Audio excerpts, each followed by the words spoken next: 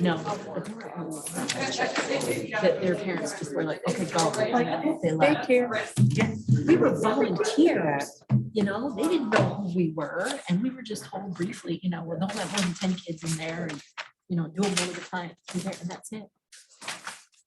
It was a child. That's terrible. Yeah, That is just. but I felt good, you know, reuniting them. Well, I was like, what? Because I didn't know you were gonna be there. Yeah. Did you see Brian? Yeah. Brian and his son, and his son went through the thing a couple of times. Yep, and we chatted, and who else did I see? Well, I made some new friends with all the young women, so I was working with like 20 something, you know. God, you guys made me feel. I mean, they didn't, you know, they weren't doing all that much better than I was. The heat and the sun and Right, because you didn't have anything to cover like we were out of town. We were protected. luckily, so Yeah, yeah.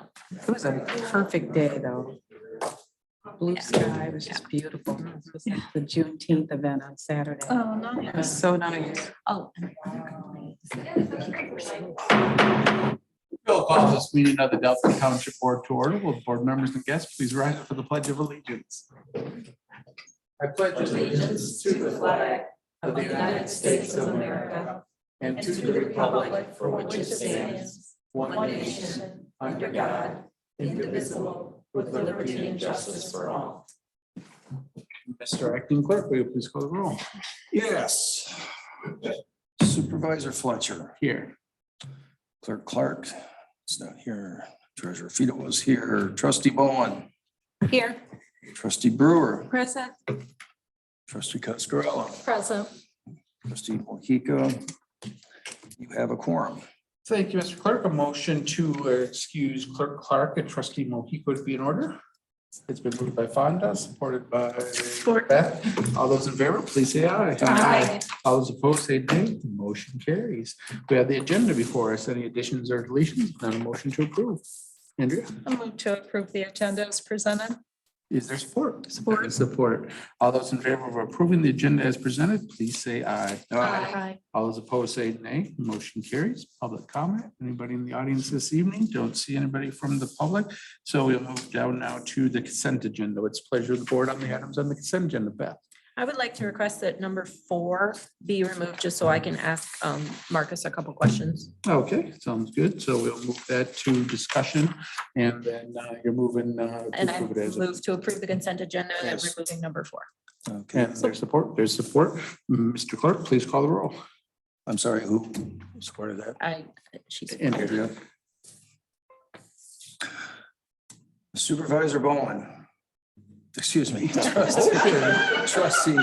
Well, they changed this on here, so. yeah. Creature of habit Big here, you know. promotion. Trustee Bowen. Yes. Trustee Coscarella. Yes. Trustee Brewer. Yes. Trustee Mojica. Trustee Treasurer Fido is aye. Clerk Clark and Supervisor Fletcher. Yes. You have 5 votes. Thank you. Now we'll go to items removed. Item number 4, the DNR grant project agreement. My only question marks, thank you. Oh, sure. Given what we have experienced with bids in the past few months with the baseball fields and the water resource recovery, what are the prospects for this project getting what we wanted done for the $600,000, the $300,000 grant and the $300,000 from the township? Well, I think this one initially, we have to write it so that it shows 300,000 grant, 300 match, but it was originally, I think, more like a $600,000 match to begin with. Based on what we've learned in the last year or two, what we probably expected to be somewhere around 850, 1.5 times. No, not 1.5 times. Yeah, maybe, I don't know, 1.2, 1.5. Okay. But this project will fall in the list of priorities, you know, from the others. So maybe by then prices will be down. It'll be even less than what we originally planned, but Okay. we're not going to count on that. Yeah. Okay. Yeah, And so when, we've got the two amount of the restroom building over at Delta Mills. We have pathway pavings at Hawk Meadow Mhm. and Hunter's Orchard. And then this one, and, we could package any of those together at any point in time to try to reduce some of the costs and so on. Great. And when do you expect to go out for bids? This is gonna be slow moving. Okay. Because again, I think in terms of what we already have, I would anticipate easily us asking for an extension on the 2 years that they give us to get it done. Unless it's, something comes along and it makes sense to do this one combined with another one. Okay, thank you. I Okay. just wanted to know. Sure, that. absolutely. This project still needs some design work. So the likelihood of hitting a bid cycle for next year's construction is very unlikely with everything we have going on. So like Marcus said, it'll be future years. Thank you. Somebody like to move the motion then? Wanda? I move the motion to pass the item number 4 under the consent agenda. Sorry, Okay. I didn't have any wording in And front of me. Yeah, it's been moved and supported by Beth. All those in favor, please say aye. Aye. All those opposed say nay. Motion carries. Continue down to the items of business. First up, we have item number 5, which is the Stony Brook lot split request in case number LS 22-1, and the planning department recommends that we approve this split. It's a pleasure, Andrea. I move that the Delta Township Board approve the lot split described in case number LS-22-1 involving lots 11, 12, 13 in the Stony Brook Farms #1 subdivision, subject to the following stipulation: that the lot split shall not become effective until the new legal descriptions resulting from the lot split are recorded with the Eaton County Register of Deeds office to ensure that the resultant lot divisions are properly included in the township's property assessment records. Is there support? Support? There is support. Any discussion? Seeing none, all those in favor, please say aye. Aye. All those opposed say nay. Motion carries. Item number 6, the 2022 firefighting turnout gear purchase request, and the fire department is recommending that the board approve the purchase of 37 of the turnout gear for 2021 and 2022 price combined for a total of $120,248.89. What's the pleasure of the board on that item, Beth? I move that the Delta Township Board approve the purchase of 37 sets of structural firefighter turnout gear for a 2021 and 2022 price combined total of $120,248.89 from Phoenix Safety Outfitters, 1619 Commerce Road, Springfield, Ohio, 45504. Funds for this purchase will be from the approved 2022 budget, with the additional funds remaining in the SCBA purchase to be used towards this purchase. I further move that the township manager be authorized and directed to execute any corresponding paperwork for this purchase. Is there support? Support. There is support. Any discussion? See none. All those in favor, please say aye. Aye. All those opposed say nay. Motion carries. Item number 7, approval of the memorandum of agreement between Delta Township and Eaton County for alert and warning to the public utilizing the integrated public alert and warning system or PAWS. It's a pleasure to board this one. Fonda. I move to approve the memorandum of agreement between Delta Township and Eaton County for alert and warning to the public utilizing the integrated public alert and warning system. I further move that the township supervisor be authorized and directed to sign the agreement on behalf of the township. Is there support? There is support. Is there any question or discussion? Fonda? Just one question. This is not supplanting the existing like text message that we get once a month to make sure that we can receive the alert messages. So this is supplementing, not supplanting our Yeah. existing. Do you want to offer some overview of this?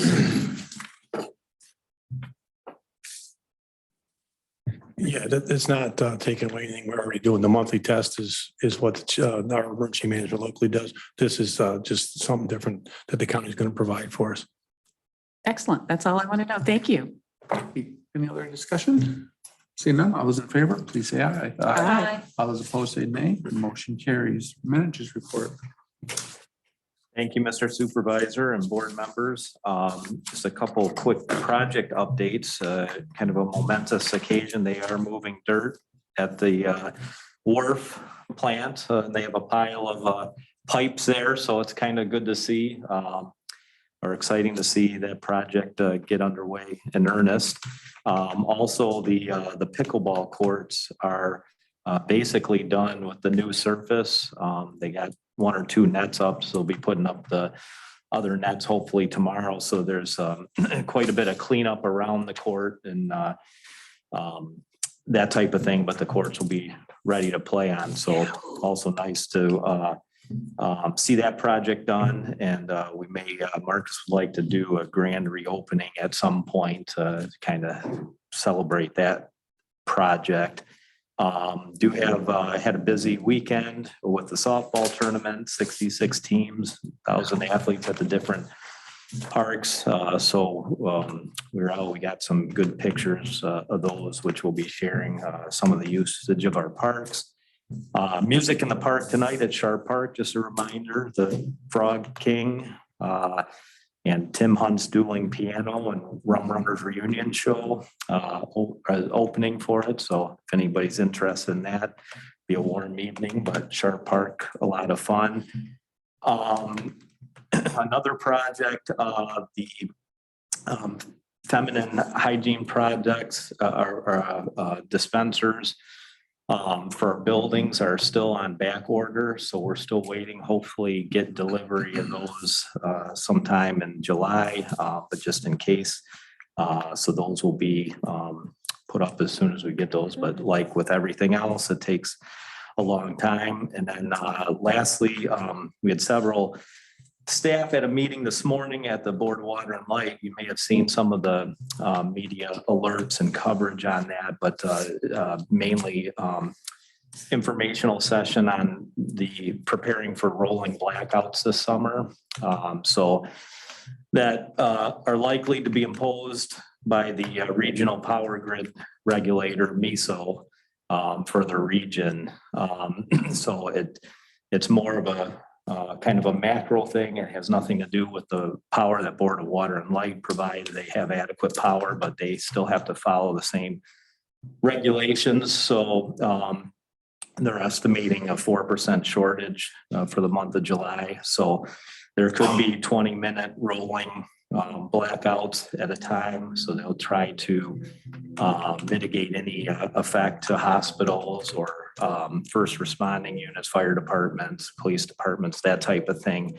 But the worst part is there really cannot be any notice. A lot of security wrapped up in that, as you can imagine. So Board of Water and Light actually only gets a 30-minute notice basically till they have to shed power. So just something to be wary of, and that could be coming, 20-minute power outages during peak times, rolling for different segments of the township. Brian, there are some, this will happen for residentials as well, I take it. Yes. These rollouts. What about the people that are on oxygen machines or machinery that needs power? I mean, they say 20 minutes, but I don't know that but 20 minutes without oxygen, if you don't have a battery backup, which some do, that could be a problem. Or 20 minutes in this 90-degree heat for some of our seniors. Yeah, I think Alana attended the meeting. They didn't address that. They did not address issues like that in residential areas. However, they did say that they were going to try and limit the impact on senior facilities. So they put those facilities in with, fire, EMS, police, wastewater, water treatment areas. So it's still a possibility. They did say that. So, I mean, it's not a complete, it won't happen, but unfortunately, this is the situation that everyone's in right now. And are they sending some communique to all of their customers? Not to say when it's going to happen, but that it's going to happen. Right. They just don't know the when, so that people can prepare themselves. Yeah. They're trying to get the word out. They are working with municipalities such as Delta Township to try and for us to assist them in getting the word out via Facebook, as well as contacting all of the media outlets. Are they doing a mailer? I don't know. They didn't address that. They had a lot of press coverage today. They put out a a lot of information after the session with municipalities and other stakeholders. And the last question, sorry, is what is the timeline? I mean, is this gonna start now or this month and go until when? They don't know when it would happen. Like Brian mentioned, they only get a 30-minute notice. They did say that they're being told that there's a 4% shortage in energy for July. So it's possible that they could occur in July or they could not. My guess would be July and August, because those are the warmer months with and high usage, peak usage, but it'll remain to be seen. So, you know, the public can, you know, try to assist in trying to reduce their energy usage, especially during peak times. And if you don't have to, you know, run things when it's, you know, a day like today, that's helpful. Thank you. I know that sometimes I get, you know, texts from Eaton 911 to say, you know, the cooling centers are certain places. Is this the kind of thing that would qualify as an emergency that we could send out? You know, once they get the 30-minute window, it could be sent out to those customers through that system as well. Anyone talk about that or about law enforcement assistance or anything like that? No one brought that up, no. And with the 30-minute notice, for them to comply and then 20-minute rolling blackouts, not knowing how long those blackouts would last, I imagine it might be a bit of an effort to get the cooling centers set up and getting the message out that they're available. Well, just to let people know, we've been notified that within 30 minutes, your area is going out. So the BWL, like Brian had mentioned, that it's security issue right there for them to notify what parts of Lansing area would go down. Okay, thank you. So I think they're preemptively trying to get word out just to alert that this could be coming, and we can't tell you exact times. Dennis? Did they say who is making the decision of when and what areas are going to have these rolling blackouts?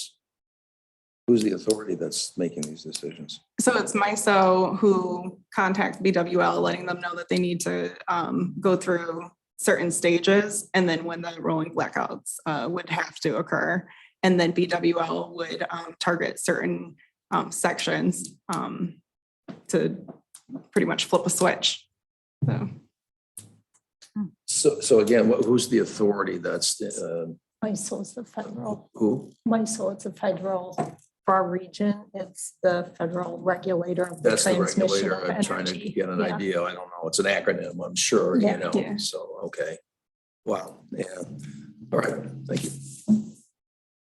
And I did get a text from somebody that did say they will utilize some of the emergency management texting to help alert. Yeah. Some people, I don't know to what detail the emergency management or Board of Water and Light, you know, to what detail in terms of per customer or not, but there is some alerting mechanism, but it certainly will not be very much in advance. No. Anything else, Brian? That is it. That's it. Well, under your report, I'll bring up the issue of we're meeting on July 5th. I don't remember us ever meeting during the 4th of July week, but we probably have, but just for some reason, it doesn't ring a bell. Do we have a need, and would we prefer to cancel our July 5th? Yes, meeting? please. Yes, please cancel. Yes. I will be on vacation. I want to go up north, yeah. You don't want to come and celebrate my birthday? Yeah. Well, Dennis will have a party at his house. and you will have a birthday. There you go. So everybody who's stuck in Be a town can go see virtual party. Dennis. It's a BYO.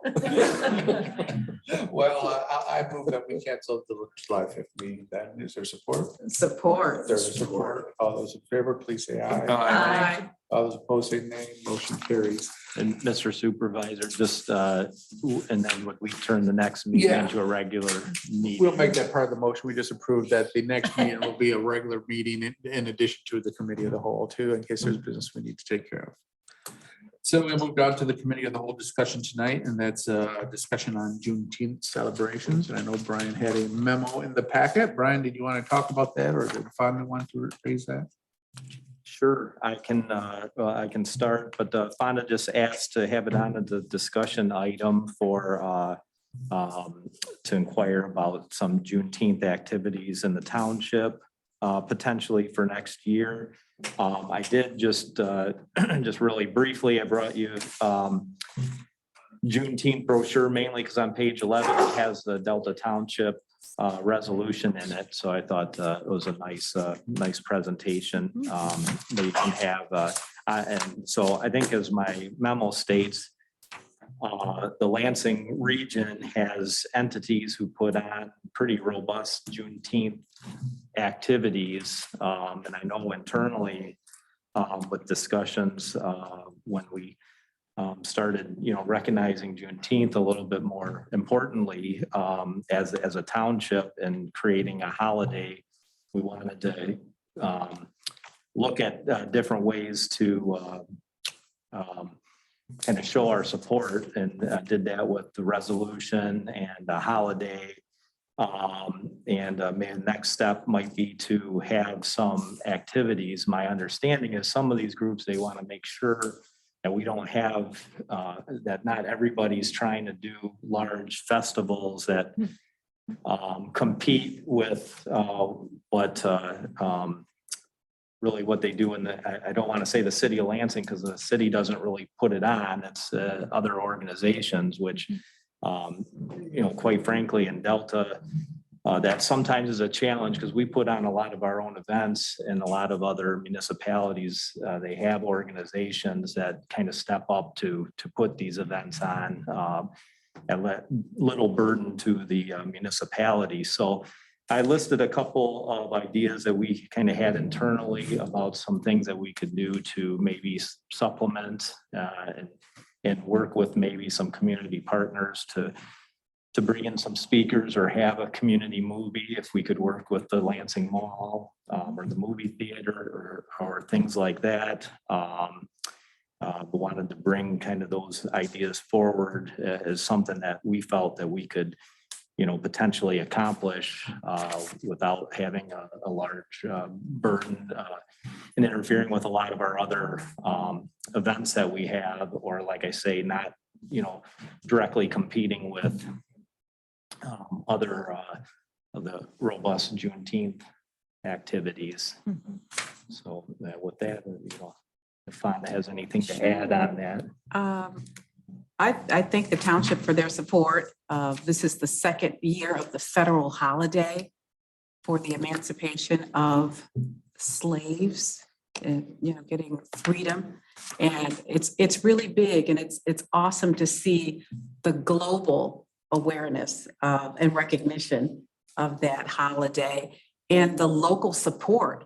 And I had shared with Brian, which I think he probably had already seen, Meridian Township did a fabulous job, and everybody does, nobody wants to compete with, it used to be the city of Lansing that ran the Juneteenth program for the last 29 or probably the last 25 of the 29 years. And then Maryland retired, and the city with Mayor Shore came on board. He really wanted to make sure that those had community ownership. And so that's really when that began, and it was widely picked up by organizations and supported, as you could see. And then last year, the younger people decided we want to do something that's not as old as the traditional Juneteenth. And so they started a 517 Juneteenth program, which happened for a second year in Rio Town. And Beth was there. She volunteered. I was surprised. I saw her. She was over there helping all the kids in Kiddie Zone, which I would never Finding work over lost there. children. And ran into Brian, who was there with Jackson, his son, enjoying the festivities. So we, as Brian said, I wouldn't want us to do anything to compete with their programs. But what Meridian did, which I thought was really good, is they utilized the businesses, and they worked with the businesses in their township to have them do something. Maybe you give 10% off for the week or whatever. off of this meal or on this particular day.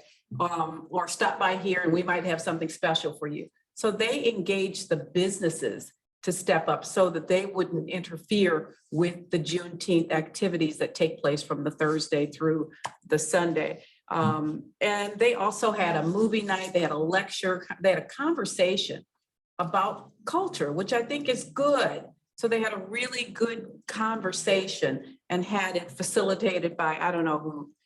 So I thought those things might be some of the things that we could do if we commission, or Brian would get a committee to work on that, because their plate is full. But it would be great to see some activities here in Delta Township, maybe the week of and not the weekend, as to not compete with the existing program.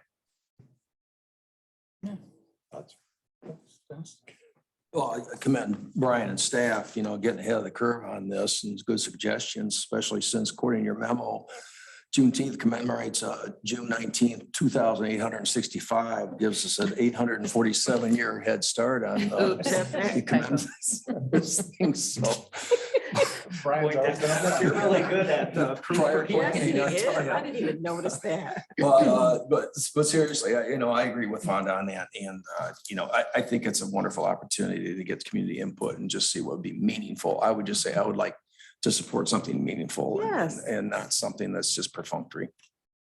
Yeah, something that reflects Delta Township, and the assets that we have here. Perhaps there's an opportunity to do something with LCC, on the Yes. campus there, the businesses that are here. I really like that idea too, to give people even more things to celebrate, to do, give variety, but also working in concert with these other two organizations that are obviously doing a very good job. Any other thoughts?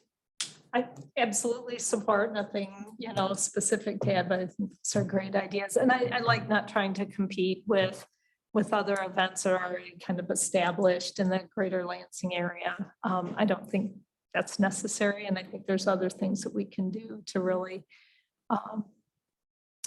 to bring attention across the community and awareness on Juneteenth. Okay, great. Well, I think we'll move forward on that. Anything else, Dennis? Yeah, a couple things. Real quickly, Brian, what's the status of the township's progress on the electric battery plant? Are we ready to go? And as far as agreements with the entities and GM? So there's a couple different tracks right now. So one, we have a draft that's being reviewed by legal right now in terms of a township agreement with LEAP, which that will be kind of the agreement that governs the pass-through of the state money, Okay. 33.1 million, which basically that agreement it's kind of like a reimbursement. So the state will deposit money with LEAP. As we spend money, we will submit documentation to LEAP and get reimbursed for infrastructure improvements. We're also working on a utility agreement that will govern basically our utilities with Altium. That one is moving a little bit slower. That's also with legal, but a lot of that is because we are just getting to a point now of understanding where our utilities might be placed. So up to this point, or up to a couple weeks ago, we had been investigating utilities that would go from right now where our water tower is, would go up Millet and then down to the Altium plant. So there were some bad soils in that area, some other challenges. So right now we've kind of shifted to staying along the roadway on the east side of the existing LDT and going around the south end to Altium. So as we investigate those, it changes a little bit in terms of our formula of what we had applied for money from the state for, because we had assumed we'd bring utilities right to the site and then GM would take those utilities. However, there's some different, I guess kind of changes in terms of us moving utilities a little bit further, and instead of building things like a booster station, having them boosted internally. So there's some of those more technical things that we're trying to work out in terms of what is the most efficient way. And once we kind of establish those, then we'll memorialize that into the utility agreement, and any type of sharing of costs or those types of things. So is that putting, tapping the brake a little bit on what we had estimated, what we had hoped to actually, the progress on the bidding and construction of the utilities? Guess I don't know that I would characterize it as tapping the brakes at any change in terms of where we're citing things leads to, some further investigation. So it does push a little bit of the timeline back. But we're working hand in hand with Altium and their engineers and consultants. Rick's here if there's any, technical questions, but Rick and Ernie are on multiple meetings a week with their teams, for that information. Yeah, what Brian was mentioning is the corridor to get from our site to their site. Their site they're looking at, it was the southwest corner of the property on the other side of the current LDT plant. How we get the utilities to a corridor, as Brian mentioned, the soils are bad. It's through a wetland.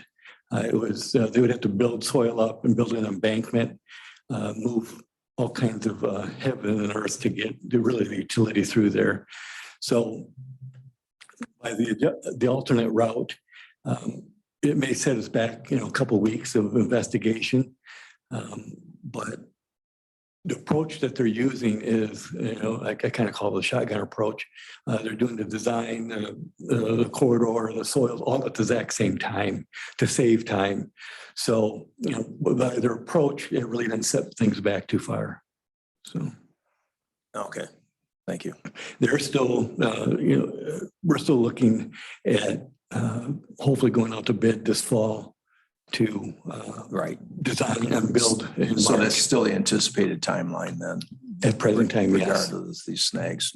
Gary, it looks like you wanted to add something. Well, they don't have site plan approval yet. They haven't gone to the planning commission. They need to do that next Monday.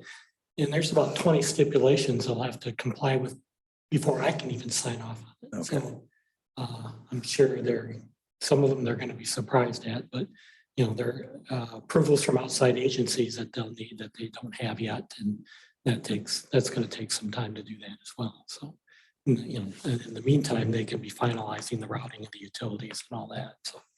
So we have these administrative and procedural hurdles that they still have to go through, but in addition, you had some site logistics where you had the soil situations require a rethink and a redesign of what you're doing. So, but you're still planning on this fall. You're going to try to make that deadline then. I mean, I was reading just how aggressive they wanted to open this plant. And the way you read it, it's like this thing is greased and ready to go, and they're going to start pumping out electric cars in 2023. I mean, I'm just concerned that, what's being reported might be a little rosy. And I'm just trying to get a handle on that. That's all. Yeah, I think that's a good characterization. It depends how long it'll take them once the planning commission approves the preliminary plan to turn around and revise all the plans with the meeting stipulations of the county agencies, the utilities department, the engineering department, executing the utility agreement, executing the landscape surety agreement they have with us. And there's another wrinkle that came up in terms of a construction access would interfere with an area that they had not shown they were going to touch their original plans. And so there are, things are changing daily. And so we need, we need to see what they're going to do so we can make sure that. And just my last question for the benefit of everybody is, do they have their own point person that's sort of, as the headmaster for all these things that have to be done, and they're tracking that on their end? Yeah, they have a construction management group that is Okay. basically the point Okay. people. Good, thank you. Yep. Then I had one more. In the last item, Brian, I was biking today along the pathway, and I needed some air in my tires. And we have 2 stations that were put there by the Tri-County Bicycle Association. And the pump on the first one was broken. You have your air attachment to the stem valve of your tire. It's completely missing. And the other one, which is in front of the library, wouldn't pump hardly at all. It's the seal in it isn't working properly. So I know that even though that was a gift of money for us to install those things, I think it's the township's responsibility to maintain those. So I just wanted to report to you that I think they need some attention as far as the repair on those stations. So I just wanted to bring it to your attention. Okay, thank you. Thank you. Anything else? Any final public comment? Seeing no further business before us, we are adjourned.